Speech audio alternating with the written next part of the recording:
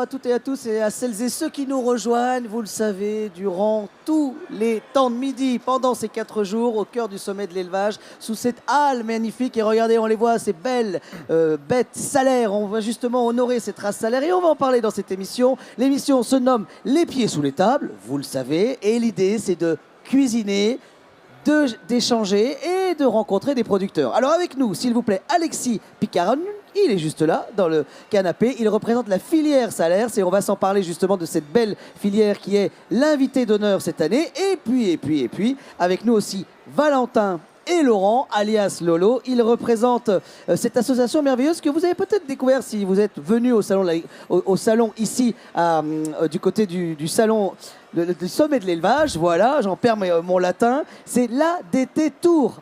L'amour est dans le pré Tours, l'association des producteurs qui ont participé justement à l'émission. Et ensemble, on va parler de leur production et de leur travail justement. Mais avec nous, aujourd'hui, vous le savez, on cuisine. C'est Geoffroy qui est en cuisine. Ça va, Geoffroy? Eh ben, ça va très bien, et toi?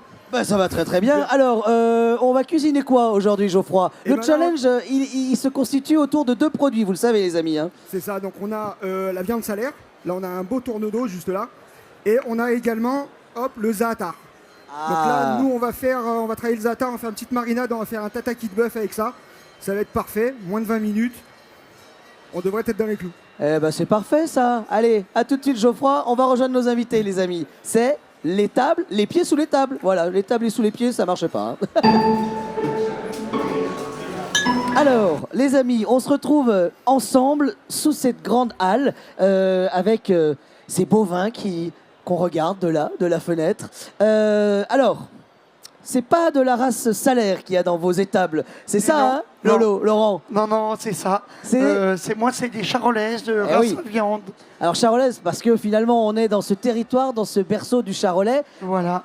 Toi, tu es dans la Nièvre, Moi, c'est ça? je suis dans la Nièvre, donc il y a la Nièvre, donc la Bourgogne, et le berceau du Charolais en Saône-et-Loire, donc on est département limitrophe, et énormément d'élevage charolais, mais aussi, il commence à y avoir beaucoup d'autres élevages limousines, un petit peu d'autres productions. Est-ce qu'il y a un peu de Salers?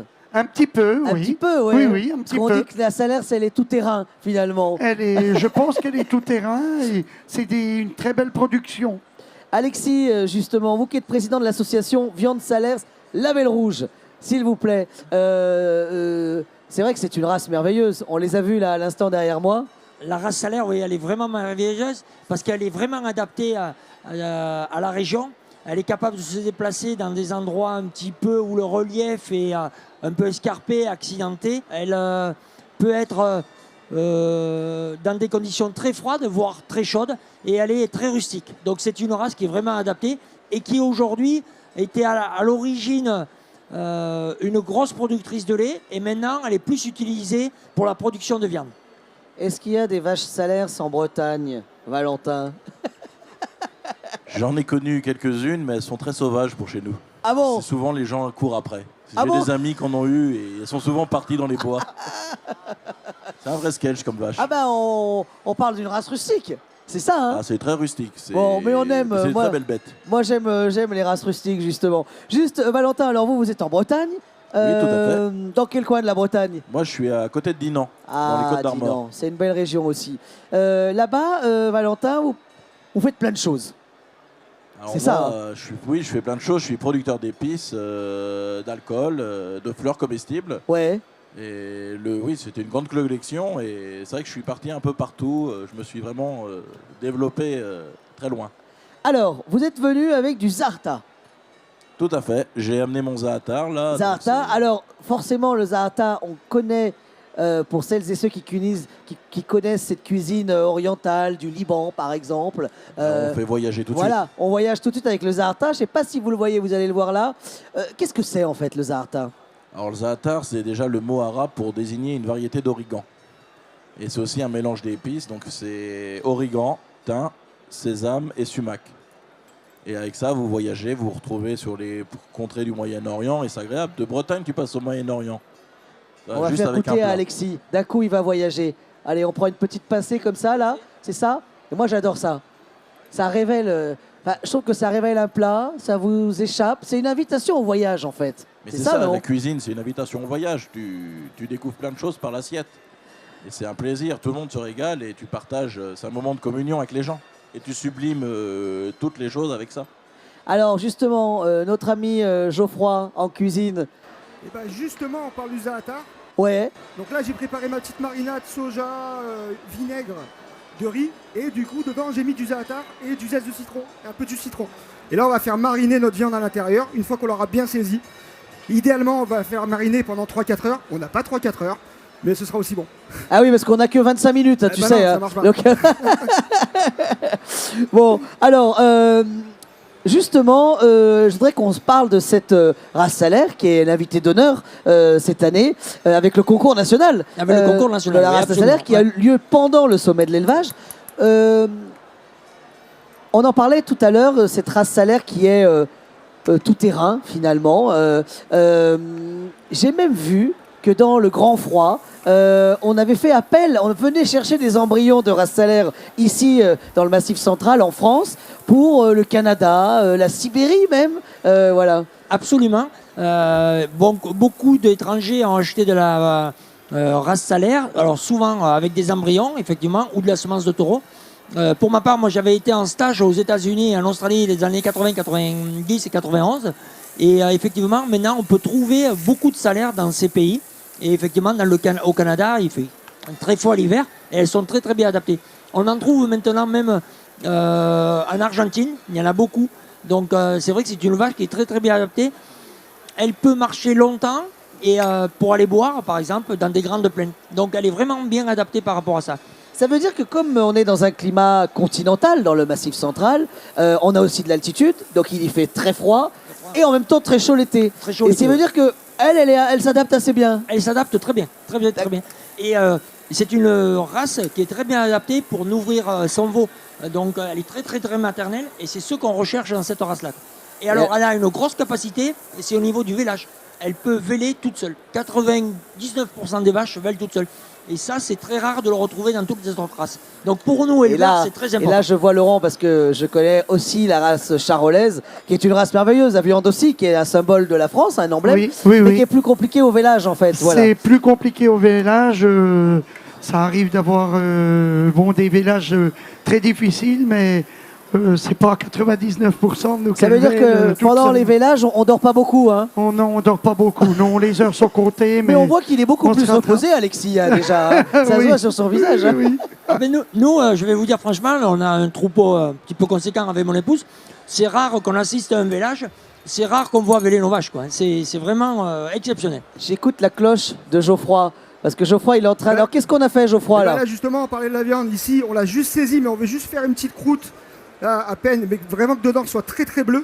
Et une fois que c'est fait, là, on va rajouter la marinade. Et comme je disais tout à l'heure, normalement, on va la laisser plusieurs heures mariner. Bon, là, on va juste bien l'imbiber, la retourner régulièrement. Et après, juste la trancher finement et la déguster. Bon, Valentin, il y a de bonnes odeurs, là, quand même, qui arrivent jusqu'à nous, non? Ah oui, là, ça sent très très bon. On voit que le chef se démène assez bien. Alors justement, Valentin, vous, je voudrais qu'on parle de cette exploitation. Qu'est-ce que vous produisez? Plein de choses. Alors moi, à la grande époque, parce que là j'ai commencé un peu à réduire, j'avais Ouais. 350 variétés de plantes comestibles. D'accord. Donc là, il doit m'en rester à peu près 250, 260. Les autres sont toujours là, mais j'ai Ouais. réduit. Et c'est beaucoup de fleurs, d'épices que je propose aux chefs autour de chez moi et dans toute la France. Et sur les marchés qu'on organise avec l'association. Ouais, on va s'en parler justement de ces marchés. Et les autres marchés que je fais à l'année dans mon secteur. Qu'est-ce qui vous plaît dans les plantes et les épices, finalement? Parce que c'est vraiment une spécificité. On a beaucoup plus d'éleveurs bovins que de producteurs de plantes et d'épices, en fait, en France. Donc, Bah, moi, ça a commencé, c'est parce que j'ai eu des soucis de santé, pour être honnête. Il y a plein de choses que je ne peux pas manger ni digérer. d'accord. Donc je vais être honnête, je vais chercher des substituts pour me nourrir. Ouais. Et j'avais pas beaucoup de surface quand je me suis installé. Je me suis dit, je peux pas faire de la quantité, il faut que je fasse de la qualité. Donc j'aimais les fleurs, c'était mon métier, je suis horticulteur. Et je me suis dit, ça, au moins ça me payera, ça payera mon activité. Et je suis parti sur les plantes. Puis je me suis dit, pourquoi on a besoin? J'avais rencontré Olivier Rollinger et on fait amener des épices du bout des du papes monde. de l'épice, Je me Olivier dis, Rollinger. à l'époque, on arrivait à faire des choses. On avait du poivre on avait du poivre à partir du XIXe siècle. Avant, on consommait du gingembre. Moi, je me suis dit, je vais essayer de relancer le gingembre, le curcuma, des choses comme ça. Je dis, pourquoi aller à la Réunion chercher des ananas, des curcumas, des choses comme ça. Et je me suis dit, on n'est pas trop con. Je dis, on doit être capable de le faire chez nous. Je me dis, il y a des choses qu'on savait et on les perd. Alors j'ai dit, il faut relancer, il faut tester. Et c'est comme ça que j'ai redémarré. Bon, ce qui veut dire qu'en fait, dans tout ça, on n'invente pas, on réinvente finalement, ou on retrouve plutôt. C'est ça, non, ou C'est pas? ça, on retrouve. On a su faire des choses il y a des années, et plusieurs centaines d'années, et on n'est plus capable de les faire aujourd'hui. Je me dis, il y a un souci. Je me dis, on a perdu le truc ou on est devenu, et ça, je dis le mot, mais très con. Est-ce que c'est pas ce qui nous arrive, par exemple, on parlait des races rustiques comme la race salaire, où en fait c'est des races anciennes finalement, Absolument, oui. et qu'on redécouvre maintenant en fait, Alors, parce qu'on se dit elles sont moins malades, elles sont, enfin voilà. Tout à fait. C'est une race qui, à une époque, était en voie de perdition. Il n'y avait pas beaucoup d'animaux. Et à partir des années 1976, il y a eu quelques aides pour relancer l'élevage salaire. Et aujourd'hui, on a des vaches salaires. Alors, effectivement, dans le Cantal, dans notre région natale, on en a aussi sur tous les départements limitrophes. Et maintenant, on en retrouve en France, que ce soit dans l'Est ou dans l'Ouest de la France. Et aussi, cette race, maintenant, elle produisait du lait. Maintenant, elle produit plus, elle est utilisée plus pour produire de la viande. Et aujourd'hui, nous, notre association, la Belle Rouge Salaire, on est là pour promouvoir justement les qualités de la race salaire. Et il faut savoir que la viande de la race salaire, elle est très persillée, très goûteuse, très tendre et très rouge. Et c'est une qualité qu'on a du mal à retrouver dans les autres races malgré tout. Et c'est vrai qu'aujourd'hui, on met en avant notre race et je pense que de plus en plus de consommateurs sont avides d'acheter notre viande parce qu'elle est vraiment goûteuse et vraiment persillée. Et nous, notre association, on s'engage à produire des animaux de cette qualité-là. Comme le disait, on préfère produire moins mais de la qualité. Et on les voit, ces belles races salaires sur cette photo-là. On vous voit sur au milieu des champs, justement. Valentin, on s'est parlé du Zarta, on s'est parlé aussi de ces marchés de producteurs auxquels vous participez. Ça peut peut-être être Laurent, ceci dit, qui nous explique, parce que vous organisez dans l'association des candidats, des anciens candidats, des participants, en fait, à l'Amour est dans le Pré, cette émission qui existe depuis des années et qui, chaque saison, nous fait découvrir aussi des producteurs et des productions. Vous vous êtes dit, si on se réunissait, une fois que l'émission est finie, pour parler de nos produits. C'est l'idée de l'association, en fait, hein, c'est ça, hein? Voilà, c'est l'idée de l'association. Ça fait déjà 4 ans, hein, presque. Ah, ça fait 4 ans, d'accord. Quasiment, je crois. C'est ça, hein. Il me semble. Hein. J'allais dire 2 ans sûr que l'association est fondée. 2 ans sûr, mais en tout cas, ça fait un petit moment. Il y avait démarché un petit peu. Et on s'est dit, pourquoi pas prendre l'initiative de se retrouver à plusieurs pour essayer de montrer nos produits, nos produits locaux, et puis de se retrouver à tous agriculteurs pour exposer nos produits. Et il faut savoir que l'Amour est dans le Pré, une émission de partage. On touche énormément de fans de beaucoup de personnes et on a un relationnel avec eux. Et je trouve ça exceptionnel qu'on puisse montrer nos produits et les valeurs encore de la France qu'on a par rapport aux produits, nos produits locaux. C'est vrai que c'est un des... on peut toujours critiquer les programmes de télévision et Dieu sait que moi j'y participe en étant à la télévision. Mais en fait, l'Amour est dans le Pré. Derrière ce jeu, derrière ces images, quoi qu'il se passe, à une heure de grande écoute, on montre une France rurale, on montre des agriculteurs et on les montre en dehors d'un journal télévisé où on est plutôt dans le négatif. Là, on est dans quelque chose plutôt de positif et l'idée de cette association, elle est assez belle parce que finalement, il y a tous les 2 mois, je crois, c'est ça, à peu près, régulièrement en tout cas, à peu près, oui, où vous vous retrouvez ensemble pour organiser des marchés chez les uns, chez les autres. Les casse-croûtes doivent être pas mauvais quand même, hein? Non, les jours de marché. Pour être honnête, on n'a pas toujours le temps de manger. Ah bon? Préciser, c'est ça, oui, mais c'est que vous bossez trop. Mais c'est souvent agréable et très très bon. Il y a une bonne ambiance. Justement, nous, qu'est-ce qu'on mange aujourd'hui? Geoffroy, montre-nous. C'est parfait, tu vois, je suis en train de terminer. Là, j'ai fini le tataki de bœuf, donc vraiment, on a une viande juste oh là là, on le voit à l'image, c'est merveilleux. La petite marinade qu'on a fait à base de za'atar. Et j'ai fait une petite salade de choux rouges vinaigrés pour aller avec, ça va aller top. Là, moi, je vous invite après à venir goûter là. Ah ouais, oh non, on a encore un peu de temps. On a encore un peu de temps. Je vais fignoler, Ouais. alors, je vais Ouais, tu fignoler. vois, voilà. Alors, moi, je voudrais qu'on goûte maintenant les produits de Lolo. Bien sûr. Voilà. Bien sûr. Ça, c'est on goûte la terrine, on a amené du pain, on a du couteau. Voilà. On a des couteaux. On te laisse opérer. Oui, Allez. Alors, en même temps, je vais vous faire je déguster. te tiens le micro, comme ça tu vas pouvoir nous raconter. En même temps, tu nous prépares tout ça, d'accord? Alors, raconte-nous. Donc voilà, il y a 25 ans, donc, je suis agriculteur et l'idée de la diversification, donc avec mes amis, de les accompagner dans les démarches associatives qu'on fait de l'ADP Tour. Donc à base de mes bœufs charolais, je travaille avec un institut local qui s'appelle l'Institut du Charolais, basé à Charolles en Saône-et-Loire, et un laboratoire de découpe local vers chez moi qui s'appelle Nature et Région. Donc on fonctionne ensemble. Et à base de mes bœufs charolais, on a établi plusieurs saveurs en pâté, en rillettes et en plats cuisinés, dont je vais vous faire déguster maintenant. Ah bah ouais, on a envie ça.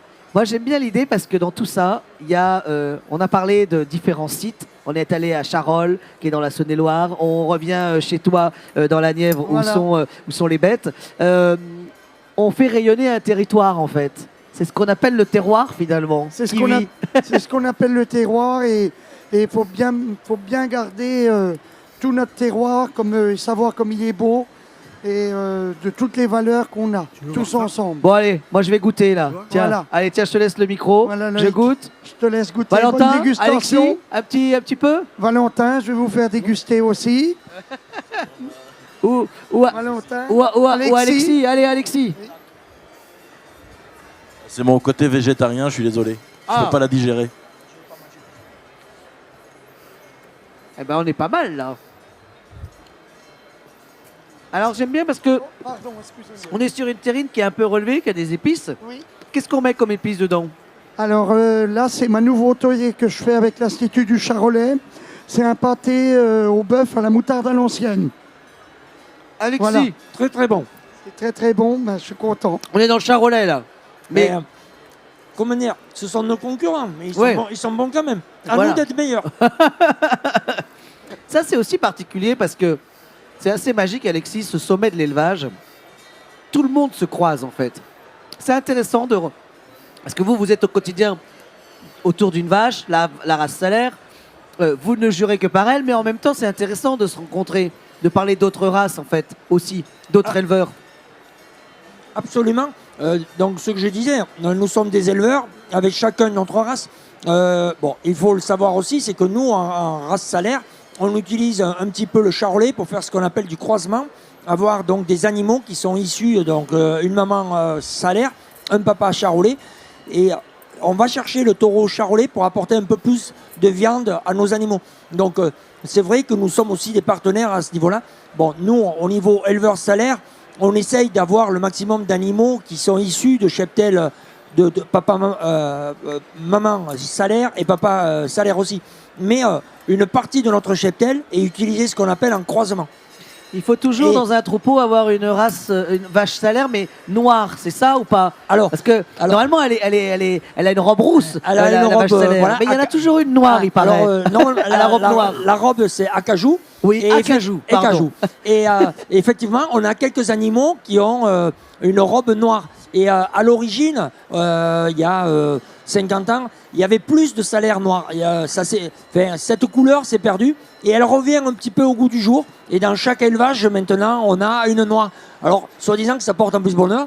Pour la petite histoire, la petite anecdote, depuis l'année dernière sur mon on cheptel, la voit là. sur On mon voit. cheptel, donc ça c'est ma première naissance d'un petit veau noir. Parce que l'année dernière, j'ai inséminé Donc une la vache maman est acajou. est acajou et le taureau était noir. Le papa Ah oui, était noir. d'accord. Et donc c'est ma première, comme vous venez de le voir, mon petit premier veau noir.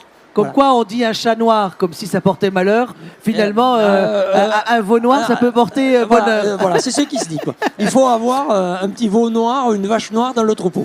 Voilà. Alors juste pour revenir sur cette idée aussi de cette association, pourquoi avoir voulu se regrouper autour de cette association? C'est ADT, l'amour est dans le pré, Tours, voilà. ADP. Des P, Ah, oui, des P, pardon, bah pardon. oui, T, Oui. T c'est autre chose. C'est le pré. Non, c'est pas grave. L'amour est dans le pré. Voilà, amour est dans le pré, oui. Voilà. Pourquoi vous êtes retrouvés en fait? C'était important ça? Alors c'est parti sur un constat de Pierre et Fred qui ont fait le tour de France des agriculteurs à l'époque. Et tout le monde était pas en difficulté totale, mais il y a toujours des difficultés, tu sais, c'est le métier. Et ils ont décidé de réunir autour d'eux, de créer quelque chose, un mouvement collectif, s'est lancé à partir d'eux et de rassembler les autres agriculteurs qui voulaient faire les marchés. Et ça a commencé comme ça, un petit noyau. Et ça a grandi, ça a pris de la mesure et maintenant on est arrivé en moyenne à une quinzaine d'exploitations sur le marché différents. Et on tourne assez bien. On tourne, comme on a dit, à peu près. C'est surtout là en fin d'année qu'on en a plus souvent. Et on se réunit et c'est toujours un moment plaisant. Différentes Quoi. régions de France. Différentes régions de France, différentes productions. Qu'est-ce qu'on trouve sur vos marchés justement dans l'association? Alors, dans nos marchés, on trouve aussi bien du vin, qu'on trouve les fleurs comestibles de Valentin, donc des terrines, des foie gras de canard. On Des trouve légumes. Des légumes. des légumes de Vincent, les pop-corn de Florian et Lola, L'Armagnac de Pierre et Fred. l'Armagnac de Pierre et Fred. On trouve Les produits de Jean-François qui sont de sa région. voilà, Ce qui veut dire qu'il y a une Les champagnes. diversité. le finalement. champagne chez Virginie. On trouve Et cette plein de diversité, elle produits. est géniale pour organiser un marché de producteurs. Parce que d'un coup, en fait, on vient et le consommateur découvre plein de produits. Et une sorte de tour de France, finalement. Le consommateur découvre plein de produits et il faut savoir que les gens ils sont là pour nous rencontrer, ils veulent faire des photos bien sûr, on ne vous cache pas, mais au-delà ils veulent garder nos produits, ils veulent garder quelque chose de nous, de ce qu'on expose et il faut savoir qu'en général chaque marché a des pétours qu'on fait, on arrive à ramener maintenant 4 ou 5 000 personnes en un week-end. Je pense, Ah ouais, quand même. si je me trompe Ah ouais, pas, c'est Valentin. impressionnant. Bon, alors, moi, ce que je vous propose, les amis, c'est qu'on va peut-être quand même passer un peu à table. On va goûter Bien ces sûr. petites choses. Voilà. On file en cuisine et on va retrouver Geoffroy. C'est la dégustation. Ah, et Ah bah, alors tu là, vois, oh, cette image, elle est belle. Je suis en train de terminer. Voilà, le Ah, jus parfait. qui vient dégouliner comme ça. Parfait. Ouais, Alors, ça, c'est la petite marinade là. alors, Laurent, allez, viens par là, viens par là, viens par là, glisse-toi. Voilà. Tu vois. On réexplique peut-être à nos amis Mais qui vont bien sûr, découvrir bien sûr. notre recette. Donc là, Voilà. on a notre morceau de bœuf là qu'on a tourné au dos là. Ouais. On a simplement snacké, mais juste pour faire une petite croûte autour là, mais on le laisse bien bleu à l'intérieur. Ok. On a préparé une marinade à base de za'atar. Ah, il est là, Ok. le Zarta. C'est ça. Voilà. Merveilleux. Il est ici là. Donc on a rajouté la sauce soja, un peu de miel, de l'huile, de pépins de raisin, tout ça. On a bien mélangé. On a rajouté du citron vert également. Et on a fait mariner. Alors normalement, je disais tout à l'heure, on fait mariner pendant 3-4 heures. Ouais. Ouais. Alors c'est une recette flash, mais pas vraiment flash en fait. Parce que ça se fait Oh, rapidement. c'est une recette qu'on décide le matin. Ouais, tu c'est vois. ça. Ouais, c'est Ça ça. va. Mais ça te prend 3 Là. minutes à la faire. Oui, Par contre, c'est faut ça. attendre après. Ah, ouais, Dans ouais, l'idéal. voilà. Donc Très nous, on n'a bien. pas eu le temps trop la faire mariner. Ouais. On l'a quand même bien coupée. On voit que la viande, elle est magnifique quand on la découpe, hein, clairement. Et même à la dégustation, parce que je l'ai goûté quand même. C'est un régal. Et moi, j'aime bien les petites acidités comme ça. Et j'ai fait une petite salade de choux rouges D'accord. vinaigrée, un peu Parfait. sucrée. Et là, vas-y, on va y aller. On va manger tout ça ensemble. Et normalement, on va passer un bon moment. Ben, j'espère. Bon, est-ce qu'il y en a qui veulent goûter là, les amis? Ah, Vous j'ai voulez l'impression goûter qu'il y en a qui veulent goûter. Est-ce qu'il y a quelqu'un qui veut goûter la recette? T'as lui, là. Allez, ils ont Je plus pense que faim. lui, là, Ils ont il plus a faim. envie de goûter, là. J'hallucine, ils ont Si, plus si. faim. Ah, allez, on goûte. allez, On allez. y va. Allez, on y Allez. va. Tac. Tiens. Hop, c'est parti. On vous fait goûter. Voilà, ça se passe comme ça. Et On est vous, en vous plein avez cœur pas du goûté sommet de l'élevage. Ils vont tout Tac, manger. voilà, c'est juste pour vous. Un petit peu de race salaire, manger, ouais. la Rolls-Royce, voilà. Préparé laisser par pour les Geoffroy autres, avec par contre, amour. Le Zarta de Valentin.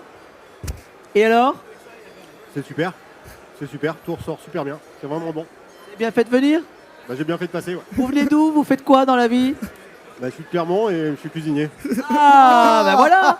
Et alors, est-ce que vous avez du bon Zarta à la maison, au restaurant?